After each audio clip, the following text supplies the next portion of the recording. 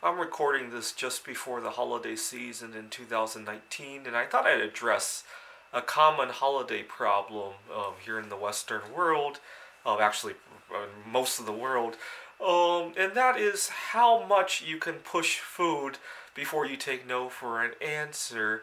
And I'm gonna give a probably unpopular response, and if I get a few thumbs down, oh well. Actually, I'm looking forward to getting a few thumbs down because I haven't gotten one in recent times. I haven't gotten into a good discussion in recent times. I think if you offer food and somebody says no, that's the end of the discussion. You don't ask why. You don't push a second time, and you ideally you make a mental note not to ask them again until they bring it up again. That's my answer to that. And I'm gonna make a comparison that I know is gonna be a little bit unpopular too. And again, I expect to get a few thumbs down, and I accept that. I think most people have the good sense that if they ask for someone's body, whether it be to have sex with them or even to go on a date, well, first, most people know that there are boundaries on when you can ask such. And second, most people realize that if the other person says no, that's the end of this discussion. You don't ask why and you don't push it. Now, food is just like somebody's body. You know, you're asking them to put some chemicals into their body and make it part of them.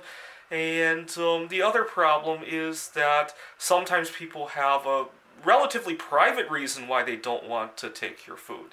They have a medical problem and they have a religious problem. And when you push food and you force people to divulge these reasons, that's a little bit of an invasion of privacy. And sometimes people really don't want to talk about these things. I mean, we all realize that there are certain places where you don't talk about your medical problems and you don't talk about religion, especially in professional settings. When you push food, you force people to almost have to talk about these topics if that's the reason they're avoiding it, right? Or you force people to have to lie about it, and lying is certainly not a very professional response either. So you really push a lot of boundaries when you do that. But this is one thing where I think common sense, what really should be common sense, has been completely overruled by just cultural stupidity. I mean, we look at everybody misbehaving and we think that's normal. And I thought I'd bring up this quick little bit of wisdom. And yes, I know I'm going to get a few thumbs down. Thank you very much.